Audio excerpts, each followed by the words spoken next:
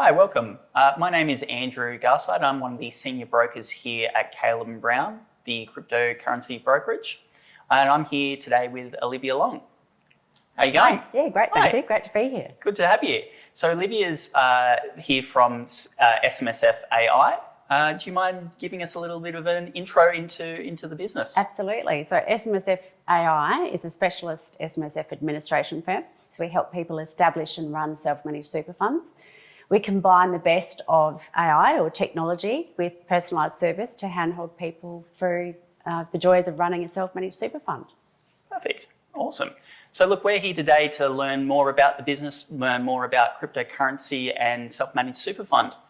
Did you know, if you had set up a self-managed super fund 10 years ago and invested just $10,000 of that in Bitcoin, today it would be worth over $7.5 million.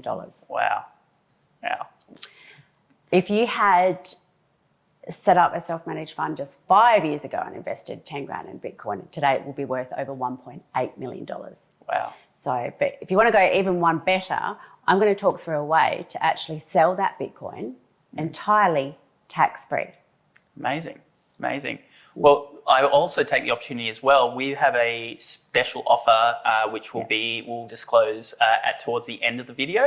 So we'll get to that. Get started. Okay, well, we'll start with a little bit about me. I'm the founder and CEO, as I mentioned, of SMSFAI. I've been working with Caleb & Brown now for about 7 years as an SMSF expert. I've helped over 10,000 Australians establish and manage and take control of their own self-managed super funds. And my life goal is to impact or have a positive financial impact on more than 1 million Australians. So wow. we'll talk through a bit of that today. Amazing, thank you. Now, it is a little bit noisy in here. We're right next to a train track. So yes, if you hear any clanking every now and then, that's what it is. Yeah, perfect, thank you. Amazing. I will also say we've worked together for a little while. I've been your broker for close to 3.5 years, and we've been partners in terms of the business for 7 years. Yeah. So quite a while we've worked together. Yeah, I was quite fortunate in that I got into cryptocurrency very early, purely because of the nature of my role as CEO of an SMSF admin firm. Back in the day, as they say, when crypto was a brand new asset, there were actually a lot of administrators that refused to even allow their clients to invest in it. Wow. Which was really interesting. So while most firms were saying, no, we're not going to let you, I was saying, yes, and what's it all about and how do we account for it? Yeah. Which was very exciting and which has been, a fun journey for me personally. So you would have seen some of your clients do quite well over the past few years. 100%, absolutely. And it took a couple of years to get my husband on board, but I eventually got him purchasing cryptocurrency as well. And at one point we were even mining helium. So we've gone down some pretty exciting routes over our journey with crypto, which has been, great. So Olivia, what is self-managed super? Okay, so in Australia, anybody that is working has to contribute, or their employer has to contribute a mandatory amount towards superannuation. And soon that's going to be up to 12% on top of an employee's salary. Now, quite often this money goes into superannuation and people forget about it. They don't see it as an asset that belongs to them. Now, there are 3 types of super funds. There's your APRA retail funds, so kind of like an Australian super. You've got your government style super funds, such as Q Super. And then you have self-managed super. And the main difference between, say, your larger institutional funds and self-managed super is that when you self-manage, you are the trustee of a fund. So you're in 100% control of what decisions you make about your superannuation on a day-to-day basis. And what I'm very passionate about is conveying to Australians that your superannuation is, in fact, your money, just not yet. Yeah.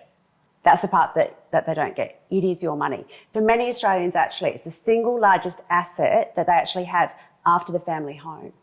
Yet so many people I speak to, I say, how much do you actually have in super? And they can't even answer that question. Yeah. So we'll talk about why self-managed super. And I'll start with my personal favourite. Self-managed super is the only superannuation vehicle of those types where you can actually invest in cryptocurrency. So for me personally, I love Bitcoin. I've been buying Bitcoin for a long time. So if you look at self-managed super and the assets, you've actually got the ability to buy a far wider range of assets than you actually otherwise would. So this also includes direct property, commercial property, and you can actually even buy a commercial building and lease it back to your business.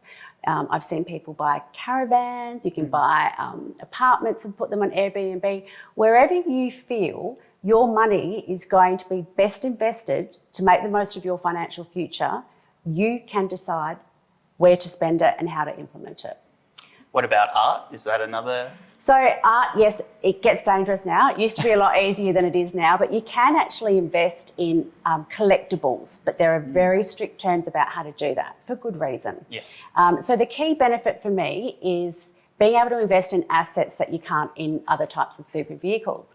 But the number one reason actually that people establish self-managed super funds is for control. So people want control over their second largest asset, or especially as it starts to sort of get to larger figures and people realise that it's quite a tangible figure at the moment. Yeah. People want that level of control. People want transparency. So people want to know what they're invested in and how it's performing. So I'll ask you a question, for example. How's your super fund performed over the past 5 years? As far as I know, it's done well, but I also wouldn't know in terms of comparisons with any other super fund as well. Okay. So the actual answer is, and this information was released last week, so it's quite fresh off the press, is that the APRA funds returned over a 5-year period to 30 June 2023, just 5.3%. Wow. So 5.3%. I don't know about you, but I can go and get a term deposit somewhere for 4.95%. Exactly. Without having to have a whole bunch of fund managers help me with that. And also far less risk. Yep, 100%. Okay, so that's the actual stats, hot off the press. That APRA super funds returned over a 5-year period to the 30th of June 2023, just 5.3%. Wow. So 5.3%, like in my opinion, I can go and get a term deposit that's for close to 5% without needing a whole team of experts to manage my superannuation. Yeah. I suppose much cheaper to do that as well. Yeah, 100%. So then it's interesting, over that same period, self-managed super funds returned 6.4%. So they actually outperformed the APRA funds. I dare say that figure, because of cryptocurrency, is likely to be even higher over the past sort of year or so. So when you look at that, it's quite interesting. So they outperformed the so-called experts, and I dare say that figure is going to be much higher once we get the stats actually in for the 24 and the 25 period, because of what cryptocurrency has done and the markets in general. Yeah. So there's a bit about that.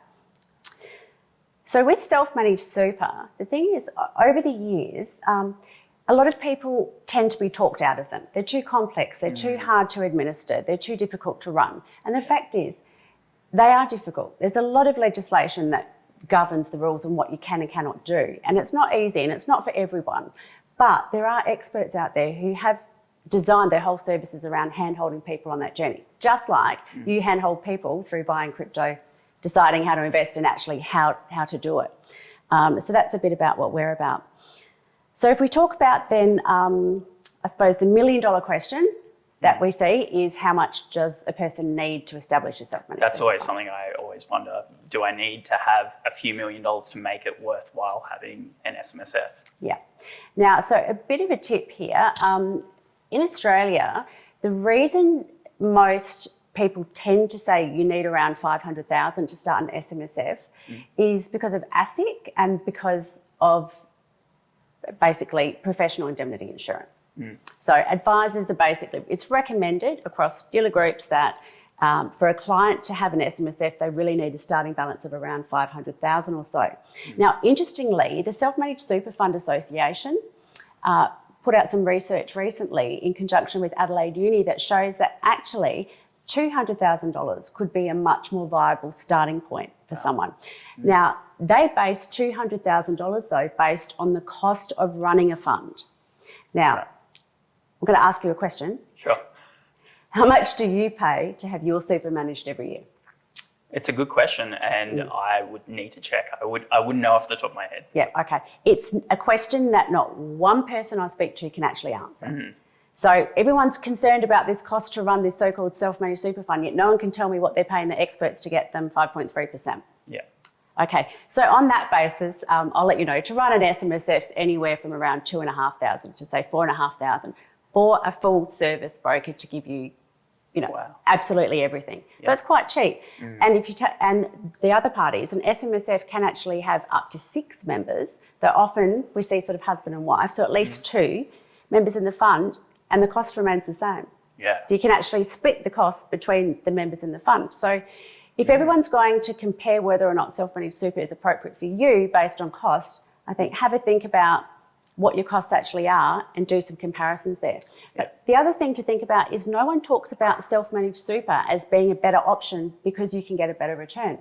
Now, I don't know about you and your personal investments, but I know my personal investments, and fortunately my SMSF, have significantly outperformed any other benchmark. Yeah. Because I've had the ability to take control of my $50,000 that I started with and turn that into millions. Yeah. Off the basis of being able to invest in assets that I believe in. So over the years, a bit of that's been Bitcoin, Ethereum, your usuals, but other investments like SMSFs can invest in direct shares. I was buying Afterpay when it was first on the market. I knew when COVID hit that was going to go gangbusters, and I was right. Fantastic. You can follow your intuition. There's an accounting stock called Xero. Stockbrokers will remember me from years ago telling them buy Xero at $5. And that's off the charts now. So it's the ability to take control, be engaged with your money, see it on a daily basis, see it in your bank account and spend it. And then actually manage your fund each year and have a look, understand how did it perform? Should you be doing something differently? It's your money. Yeah, I really like what you said around the whole transparency part of it, because to be honest, if I looked at my super and you have a list of different funds, you have the names of them all, and you might have high growth, Australian high growth, or you might have all these different names, but you actually don't know exactly what they're invested in. Correct. You just know the name of the fund, and perhaps you may know the performance of it, but even then, there's not a lot of information. It is a bit secretive. Yeah, absolutely. So I'll talk about my friends. I've been going on about self-managed super for over 20 years, but 5 years ago, I'm like, right, we're aging. It's time to get serious about your super. What are you doing?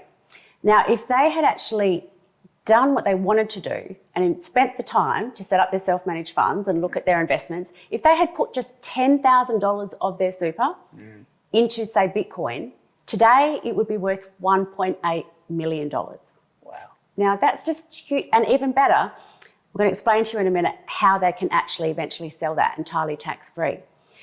Now, the reason I'm so passionate about it is because I think after we've all worked hard our entire careers, we all deserve to retire with money in the bank. We should be able to have a great retirement, not just be able to retire and just be able to afford to live, which is how I see so many people actually who are at that age at this point in time.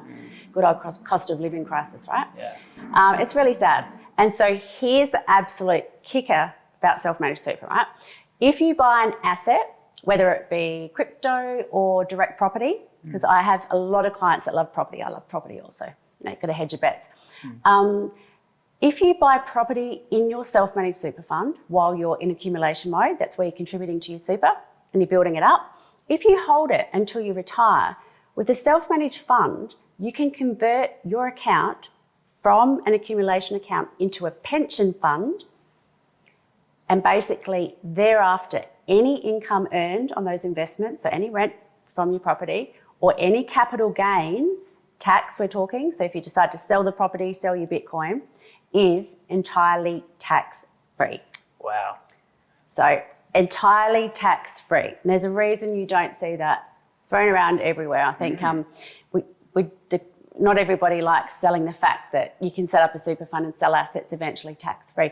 The technical term for tax-free, if you want to Google it, because don't trust me, is exempt current pension income.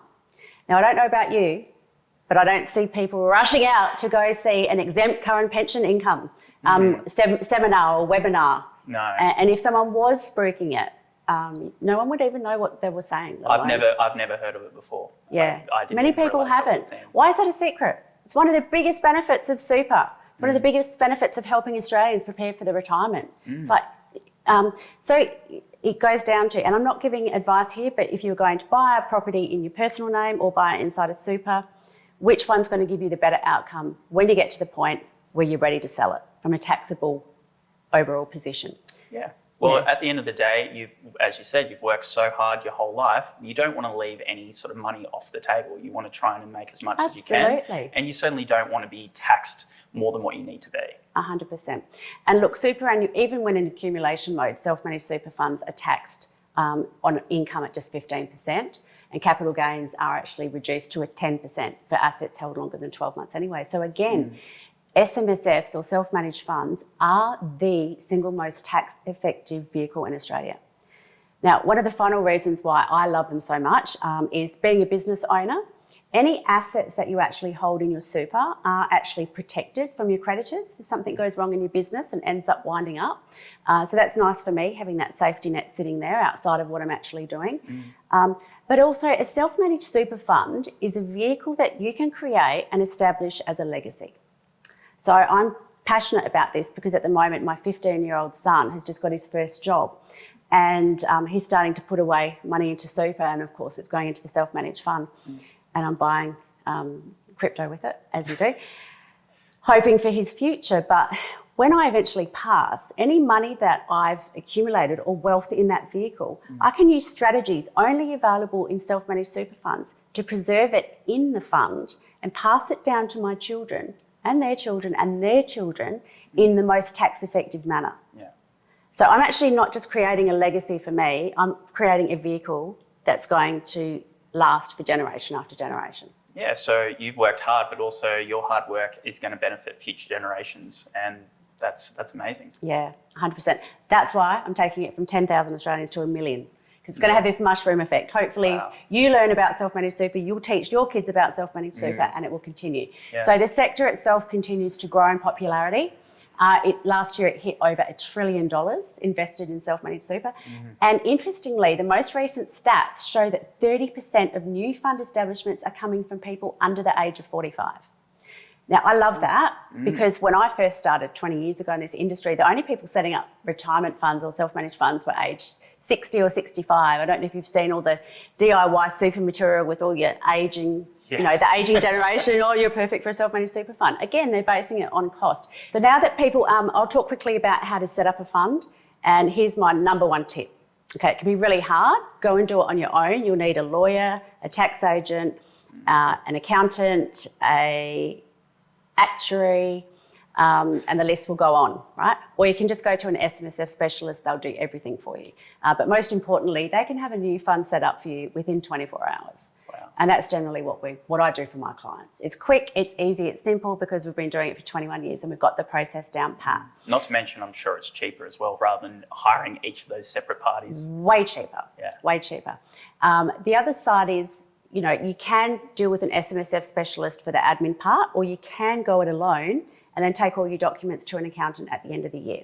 Now, far riskier to do that, and personally, reading superannuation legislation does not excite me. I'd rather be spending my time learning about investments or walking on the beach. So I'd say get a partner that can handhold you through the journey of what you have to do on the admin and the compliance side, which is boring, and focus on the fun part, deciding where you're going to invest it and making the most of what you're going to do with it. Yeah. So the other tip I'll give you is, in this industry, you do get what you pay for. So if you're going to go and find the cheapest provider, then you will be doing a lot of work yourself, which is fine if you've got the time and you've got the desire. But again, the average costs are from $2,500 to $4,500. So if you and those costs, I should add, come out of the super fund. So a lot of people don't even know that. So the fund is its own entity, it pays its own expenses, and it invests as it will. So literally, we establish a fund, we help our clients with their rollovers. So we would roll over any super that you've got in other vehicles into the new super fund and the bank account.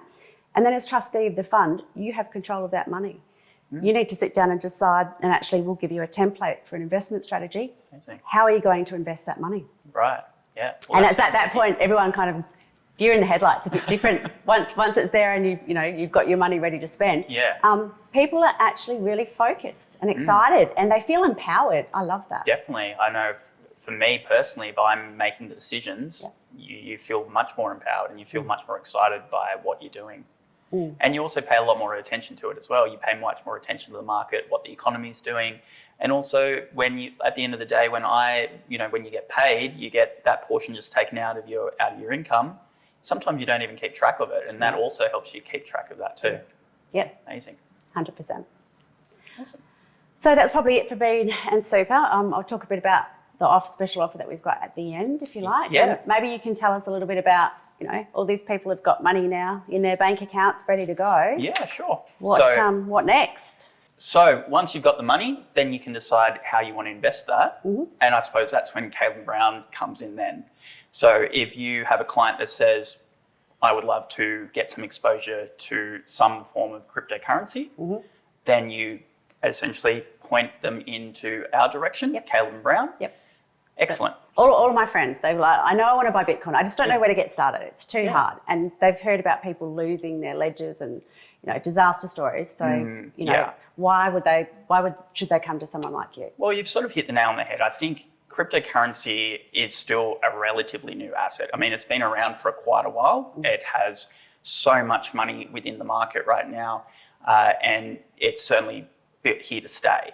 We're no longer at that point anymore where we can say, oh, well, this is an asset class that may not exist in another few years. We're past that point now. Yep. So having said that, though, it is still relatively hard for users. Like, it's not that accessible for a lot of people. It's also it can be very confusing and very complicated. As you said, custody is a big thing. A lot of people have never done their own custody for any assets before, and that's fair. And that's the thing we need to sort of keep in mind.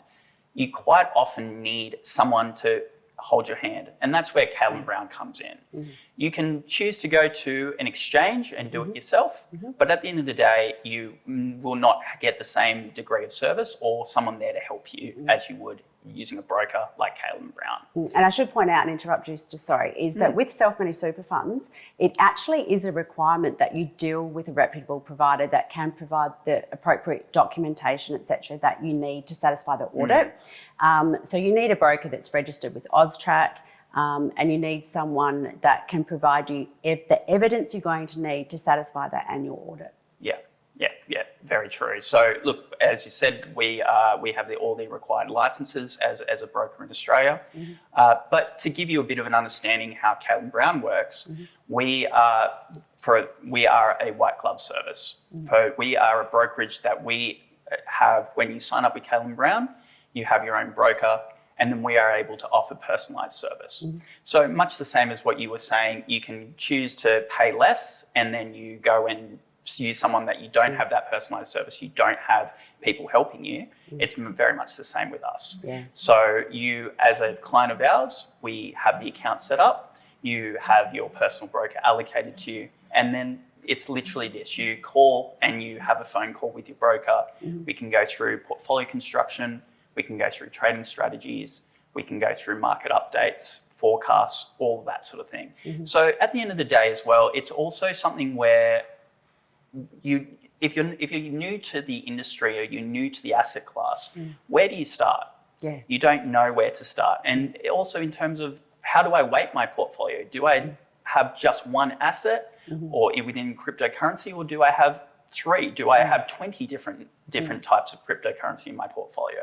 And these are the things that we can discuss. And that's the thing with having a broker, you can definitely help with that in those sort of circumstances. I can tell you one reason why the ATO or the government don't like crypto and super is that a lot of people just want to set up a super fund and buy Bitcoin. Now, that doesn't allow for diversification. So from a risk perspective, that's extremely risky as a retirement strategy. So one of the benefits I can see is having someone like you put together a portfolio that, gives you access to the higher performers, but it balances out your risk across a wider range. Of course. Yeah. And that also is sort of leads us to another discussion every investor is different. Everyone is not looking for the same thing. Everyone has different goals. They have different things they want to achieve. They also have different risk that they want to take on. So it's not just a standalone, this is what you should invest in. And this is where having a broker, you can speak to your broker. We can obtain what those goals are. We can get an understanding of what you're looking to do. And then we can cater the portfolio around that. As you said, crypto is inherently a risky asset class. So it's obviously something that you need to be careful with, but it's also something where you can pick certain assets to help you and maintain and mitigate that risk as well. Yeah, 100%. And again, another key benefit of super, self-managed super, is that you can have a bit of crypto, have your gold or your property out, or direct shares, whatever it is outside of it as well. Yeah, and that's where also the collaboration between Caitlin Brown and yourself works really well, because you're able to then create this overarching portfolio for your clients, and you have a client that wants some exposure to cryptocurrency, and they come to us to obtain that exposure. And then we sort of get into the micro part of it and go through the portfolio on that cryptocurrency exposure. But you've got many different people helping you, and you've got many people, different knowledgeable people to help you obtain that exposure as well. Now, one of the most important things that we touched on is where you store your crypto. And the reason I raise that is because with a self-managed super fund, one of the key rules is that you buy your crypto in the name of the fund, and that it's kept entirely separate to any personal assets. So that means you need to store it on its own ledger, whether it be an actual ledger or a cold wallet of some sort, or whether it be with your provider. So the main thing is with your crypto, that you need to ensure that it's kept entirely separate to any of your personal assets. So that means the crypto needs to be purchased in the name of the fund. It needs to be kept and stored separately to any of your personal crypto, and it needs to be stored appropriately. So that includes whether it be on a cold wallet or whether it be with yourselves. It needs to actually be at an address that you can provide to the fund auditor at the end of the year, because they will need to verify that the assets are still held and that they're actually held in the name of the fund. So that's really important. Now, the biggest and riskiest area I've seen here is I've literally seen a client lose about $500,000. They were trading with an exchange online, and they went to do a transfer to a cold wallet, and a pop-up came up. And they clicked on the pop-up thinking it was a help icon from the provider they were trying to download it to the ledger from. Long story short, it disappeared. It was hacked, gone. And I've heard that story time and time and time again, and I can trust you. Not only is there a panic, because with your self-managed super, once it's gone, it is gone.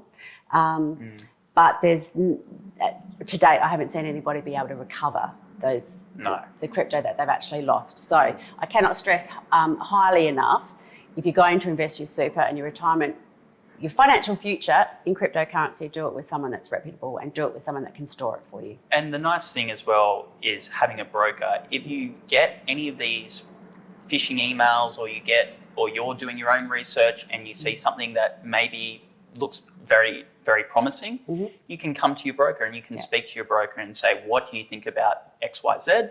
And we can have a look and we can tell you about it. Because the amount of times we have had clients, I myself have had clients come to me and say, I've had someone reach out, or there's this thing I'm looking at, do you think this is legitimate? And we've been able to research it. We speak to people within the business and we review it. And if it's something that's not legitimate, we tell them. And if it is, again, we tell them. So it's really important, particularly in this industry, to be safe, but also the point being, having a broker is that you have someone there to help protect you at the end of the day. I guess this is probably a great time to actually have a bit of a chat around the market. And if you're going to invest in cryptocurrency, what sort of factors are we looking at that, you're managing your money? What factors should we be looking at in terms of macro factors, political factors, and we also need to look at the market as well. So the last quarter has been quite eventful, and that is the result of a number of things. Whether politically, we have a Republican victory in the US, and that is also, the market has looked at that as much more pro-crypto. They are indicating that they have a much more pro-crypto stance. And that is where the market has done quite well off the back of that Republican victory, even all the way up into the inauguration. And there's been obviously many different factors from Trump and the Republican Party I mean, even in terms of Trump, his administration has a lot of the tech bros. It is something that they are pushing quite heavily. And we've obviously seen Elon Musk with his Doge Department of Government Efficiency. And there's been a lot of conversation around regulations and how that will come into effect in the US. You've just spent 2 months over there, haven't you? I have, yes. Yeah, that's nuts. So you would have been there for all of that vibe? Definitely, yeah. So there was a lot of excitement over there, and there was a lot of I was over there, as you mentioned, for 2 months. I was meeting clients, and again, that's what you can expect from having a broker, going and meeting, and we can have face-to-face meetings and chat in person as well. It doesn't have to be just over the phone. But yeah, you're right, and there was a lot of positive energy. A lot of our clients in the US were very excited, and we've seen the market act accordingly. So it is something as well that Trump has spoken about. Potential Bitcoin reserves, whether or not you believe that's going to come into fruition, we don't know yet. But also talking about regulations and how cryptocurrency can take effect and be more incorporated within the market. So, just for me, what impact will a Bitcoin reserve have? It is an interesting factor. So it is more the case that as a Bitcoin reserve, the US government will be like they would with gold, purchasing Bitcoin and holding that on their balance sheet. Right. It's a very good question. Whether or not the US can do that, whether or not they will do that, is another thing, because makes sense to be holding gold. It probably makes sense to be holding Bitcoin, but at the end of the day, the US government is not there for speculation. They're not there to purchase assets they think they're going to make money. They're there as a reserve. So whether or not this is something that happens will remain to be seen. But the point is that it's still a conversation that's been had. It's also something that if it is something that comes into effect, it essentially means that there will be the US government making those purchases. Interestingly enough, the US government at the moment has a number of Bitcoin they're holding, which they're trying to sort of work out who the owners of that are. But currently, the US government, when they say they hold Bitcoin, they do currently hold Bitcoin, but it is essentially a confiscated asset. So another term that I hear thrown around is an ETF, a crypto ETF. So what is that? So ETF stands for an exchange traded fund. So it's essentially a product that is listed on a stock exchange, and the underlying, which in this case would be Bitcoin, is purchased for that ETF. So if you were to invest in that ETF, you buy that ETF and that money is then used to purchase the Bitcoin, which essentially gives you exposure to that asset. So that is a really interesting sort of point as well to be made. In the last 6 months or so, it was anticipated, before then it was anticipated that there would be potentially a Bitcoin ETF. The likes of BlackRock, Fidelity, those large players within the space had all applied for Bitcoin ETF applications. Right. They all got approved. And the idea behind that is now that because the ETF is in existence, it means that it now allows institutions to have exposure to cryptocurrency when they may not otherwise had been able to have exposure.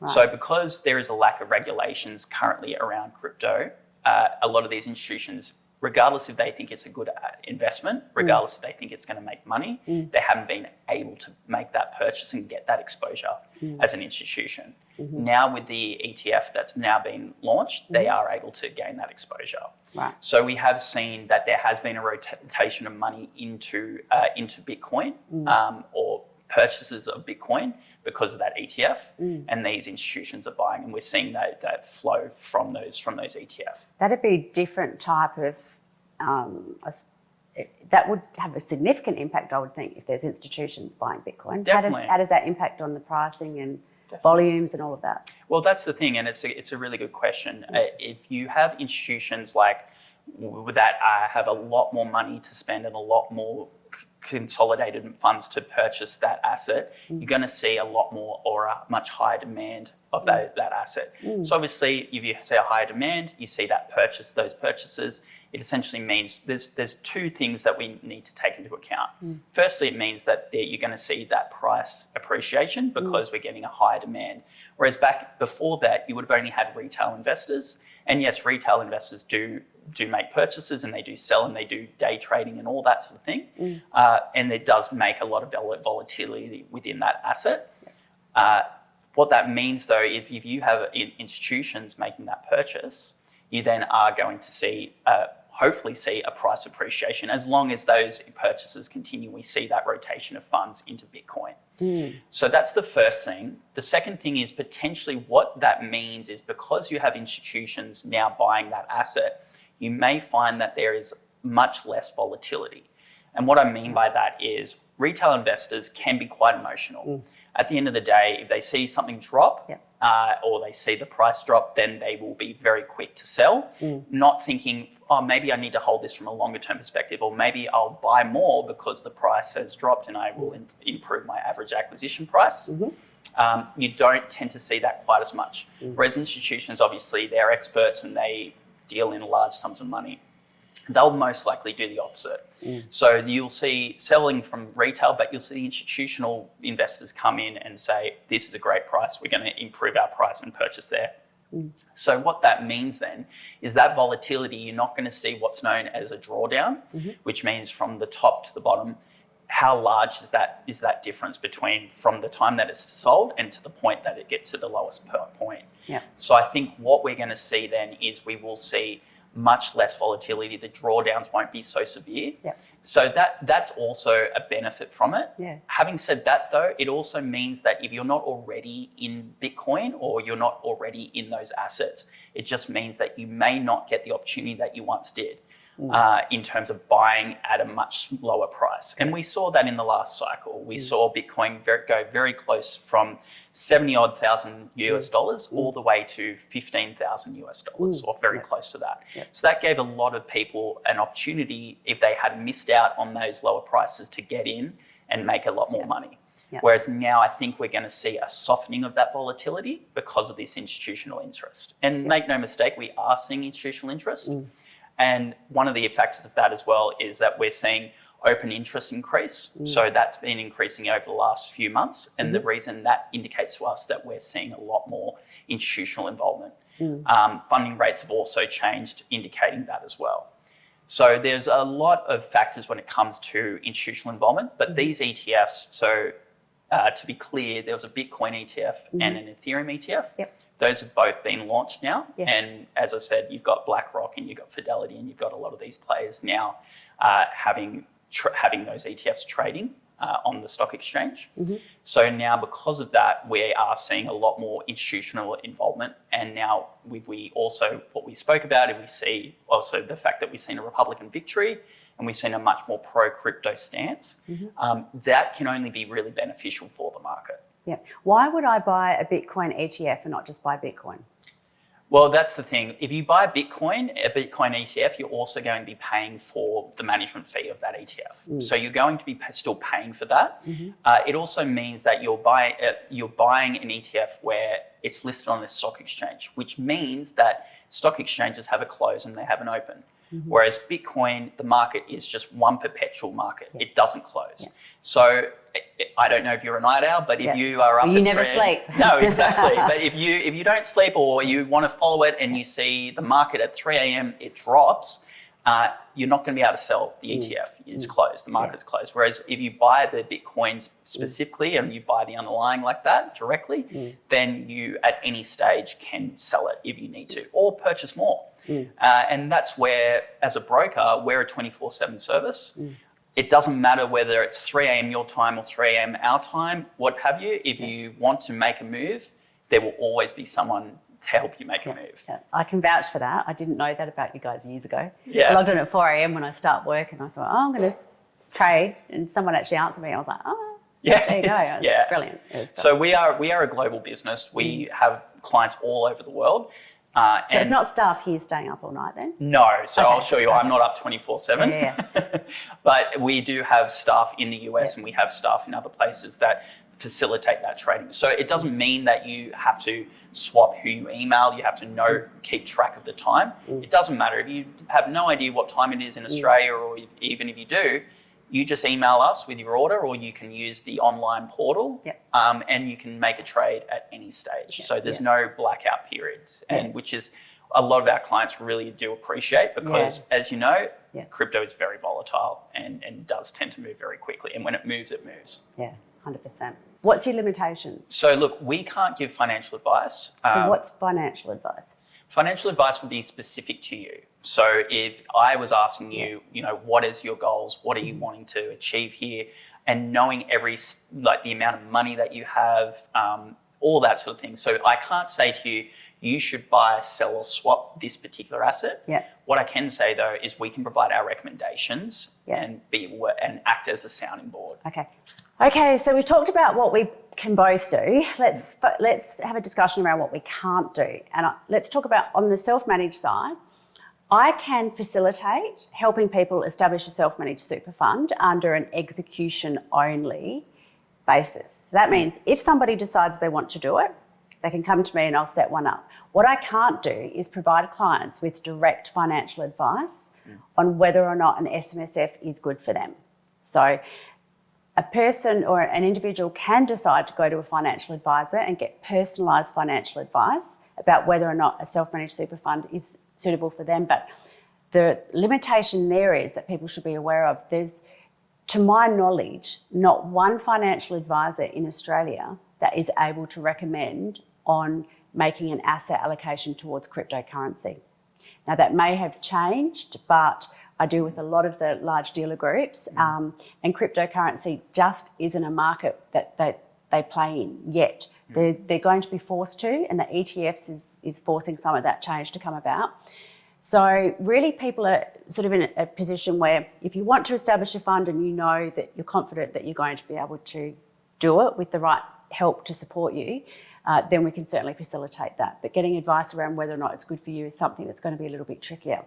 So if I send a client to you and they're ready to trade, what can you not do? Yeah. So to be really clear, I can't say to a client, you should purchase X, Y, Z, or you should sell here. So we can't tell the client what to do. We can't tell them that they should make a particular trade. However, we can talk them through it. So the way that I usually speak to a lot of my clients, or word it in a way that clients understand what we can, what we can't do. We can talk to you through the market. We can give you ideas to mitigate risk. We can give you ideas on how to execute. We can provide our opinions, and we can provide our potential forecasts. At the end of the day, no one has a crystal ball. No one can tell you where the market's going to go, but we're not going to tell you that you should trade this asset right now, or you should buy, or you should sell. That's simple. We won't also, and I do have some clients ask us if we can do this, we won't go through and automatically execute a trade on your behalf. We definitely will need to get everything in writing to us, or you can use the portal. So it is very much something that we work as a team. As your broker, I'm here to help you and here to sort of work as a sounding board. We can have discussions. We can have as many meetings as you like in terms of talking about how we should be constructing the portfolio. We also need to talk about how do we mitigate the risks around the market. Is there certain limits that we should be looking at? Is there price targets that we should be looking at? I won't be able to say to you the price target you should set it at is this, but we can have a discussion around it. So hopefully by the time you make a move, or by the time you execute, you've got so much information, you feel very confident to do that as an investor. And that's why I'm here. And that's why Caleb Brown is here, because not so much to tell you what to do, but more so to be there for you in your corner, acting and working as a team. And look, I have to say the portal's pretty idiot-proof. I can work my way around it most days. It's definitely something that we've been very cognizant of the fact that there are a lot of portals or a lot of online crypto exchanges, what have you, that are actually quite difficult to navigate. And it can be a really convoluted process. And they use a lot of jargon and they use a lot of technical speak. And if you've never dealt with it before, if you've never used it before, it can be very overwhelming. And the other thing is you're using your money. So you don't want to make a mistake. You don't want to click on the wrong button. Correct. For us, we have the portal that we've been very cognizant in the fact that we want to make it simple to use. We want to make it easy to navigate. Literally all it is, you've got trade, buy, sell, tell us what you want to trade and what you want to buy, sell. None of the other sort of stuff that's really not needed. The other thing is too, you've also got your broker. So if you do want to email your broker with a trade, you can still email your broker. So that's the nice thing. You still have that personalized touch, or you can have a much more sort of online sort of touch. I don't know why people do that. I don't know why I do it. Sometimes I'm email, sometimes I don't want you to know what I'm doing, so I do it over here on the side. Well, I mean, it's funny. It's that human element of control sometimes. I mean, look, the service is very much made to order. And that's what's really nice about Caleb & Brown. It's not something where we're forcing you to act in whatever way we want you to act in. Whatever you feel comfortable with. If on the day you feel more comfortable emailing me your order, go ahead. If you feel more comfortable using the portal, again, that's fine. We have many clients that prefer to just utilize their broker and speak to their broker, but we have also many clients that prefer to use the portal, and it's up to them. Yeah. So what are your thoughts on inflation? Yeah, it's a really interesting topic, and I think we are in a situation now for the global economy where this could go either way. Do we have inflation that will continue to move and continually in and out of the target, so what would be known as secular inflation? Is that something that will happen over the course of the next 10 years, or will we see inflation move in the target band, which is 2 to 3%, and stay there? I think it's a conversation to have, because these situations will impact asset prices and particularly risk assets like crypto. And the reason I say that is because inflation will dictate where the interest rates go and what central banks do with those rates. So the thing to note is, if we see interest rates increase, that will result in outflows of risk assets. So we'll see rotation out of risk assets. So cryptocurrency is a risk asset.